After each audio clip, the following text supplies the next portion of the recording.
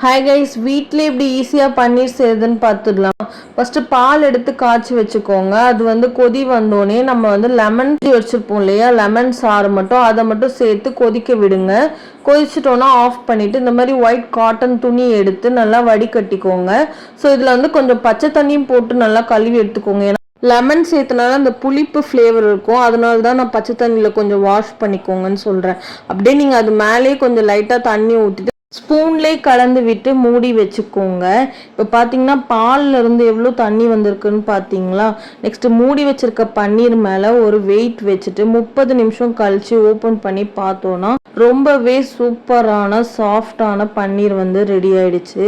இது நம்ம வெயிட் லாஸ்க்குமே ரொம்ப நல்லது. இது ஒரு ப்ரோட்டீன் சோர்ஸ் தானே. ஸோ பன்னீர் நம்ம தாராளமாக வெயிட் லாஸ்க்கு சாப்பிட்லாம். நம்ம வீட்டிலே ப்ரிப்பேர் பண்ணி சாப்பிடும்போது நம்ம ஹெல்த்துக்குமே ரொம்ப நல்லது. நீங்களும் ட்ரை பண்ணிட்டு உங்கள் ஒப்பீனியன்ஸ் கமெண்ட்ஸில் ஷேர் பண்ணுங்கள். இந்த மாதிரி வீடியோஸ் பிடிச்சிருந்தா மறக்காமல் சேனலை சப்ஸ்கிரைப் பண்ணிக்கோங்க.